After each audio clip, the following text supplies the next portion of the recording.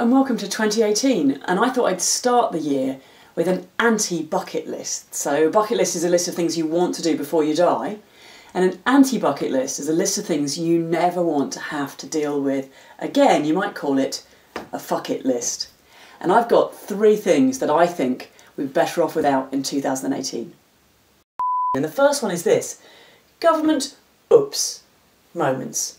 So on Boxing Day, when you were probably eating turkey sandwiches, having a family argument, watching Bond films, the government casually announced that they have lost almost 1,000 files from the National Archive, each one containing tens, sometimes hundreds of documents.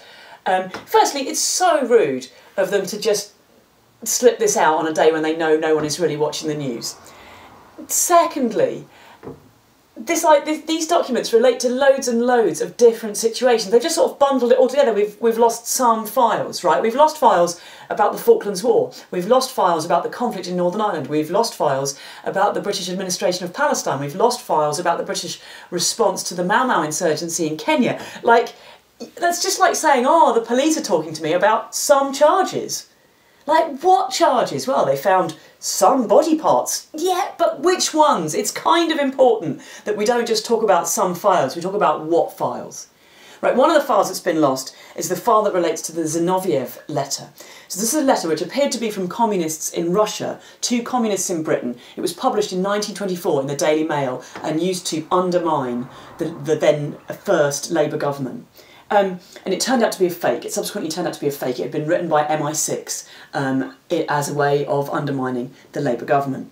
Now, here's the stupid thing: you do not need to go right back through the archives to 1924 to find evidence of the Daily Mail publishing outright lies in an attempt to undermine the Labour Party. You can just buy today's edition. Secondly, the government says they've lost this file, and I quote, has been lost after Home Office civil servants took it away.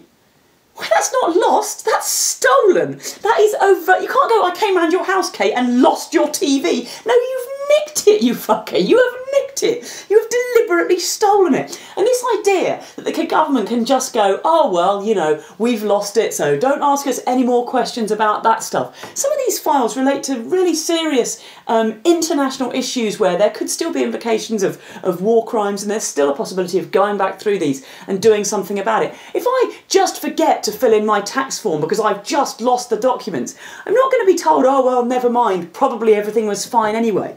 Didn't we learn at school that the cat ate my homework? It just isn't a good enough excuse, and the government needs to sort this out. Number 2 on the list: people who say that refugees ought to be more grateful. Like, what exactly are you asking for? Oh, you can always spot a refugee because they carry around a box of Quality Street. Oh, hello, are you British? Here, have a noisette triangle.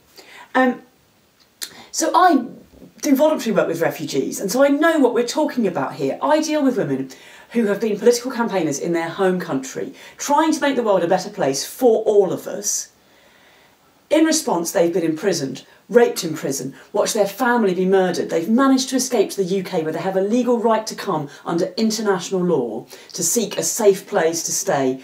And they've then been disbelieved, sometimes locked up, not allowed permission to work, expected to survive on this ridiculous asylum seekers benefit, which is like £36 a week, not enough to live on, and often even that is taken away and they're left completely destitute. They're forced to go from one charity to the next. It's the most grinding, boring, excruciating existence. They can be randomly locked up, often without warning. Some of them have then been assaulted in British detention centres by British wardens, despite the fact that they've committed absolutely no crime and no evidence has ever been put forward that they've committed a crime. It can take 10 years to get their papers through. Which bit of this do you, sitting in your comfortable middle-class home, expect them to be grateful for? You shouldn't have to be grateful for your basic human rights. You know, look, I mean, we're filming something now, and I feel like I just haven't been grateful enough. James, just want to say thanks very much for not locking me in a hotel room and masturbating in front of me. No.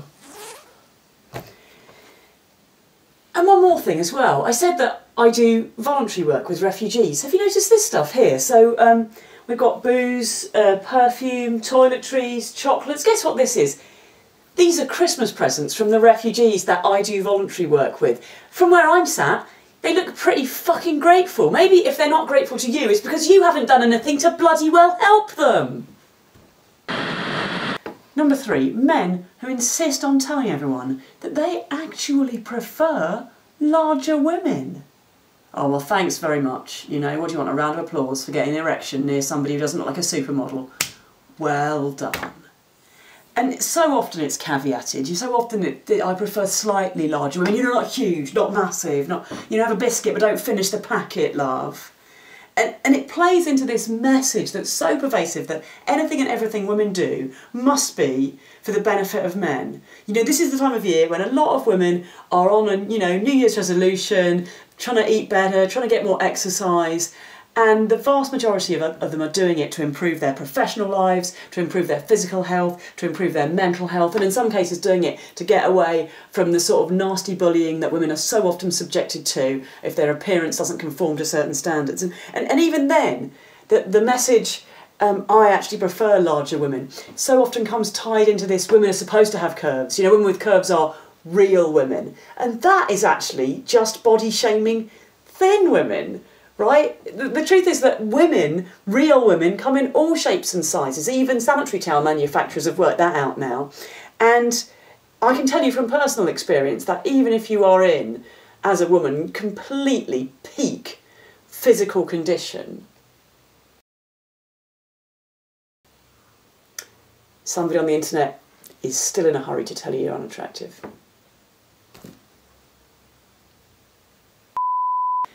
Thanks very much for watching. Please like, share, comment. You can even give us your own bucket list entry suggestions if you like in the comments, if you can wade through all the obnoxious stuff that's going to appear there. And we really appreciate your support. We look forward to making more videos for you throughout the year.